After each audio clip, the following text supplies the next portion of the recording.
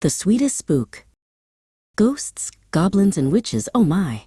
So many spooky creatures are walking down my street. Oh no, I whisper, they are coming to my door. The doorbell rings, and I slowly open the door. Standing there is a little ghost and a cute little witch. They hold up their bags and say, "Trick or treat!" I drop some candy into their bags. They smile and say, "Thank you." Every October 31st is Halloween, when children dress up in fun costumes. They go from door to door, collecting candy and toys. Some houses are decorated to look spooky, with pretend spiderwebs and glowing pumpkins. This year, my brother is a spooky skeleton, and I am a beautiful bride. I'm even wearing my mom's old wedding dress.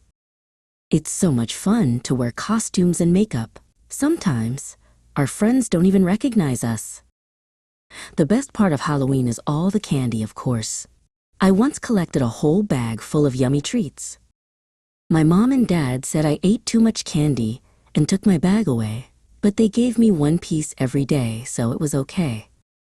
If you eat too much candy, you can get a tummy ache, and you have to remember to brush your teeth so you don't get cavities. But the candy is so tasty.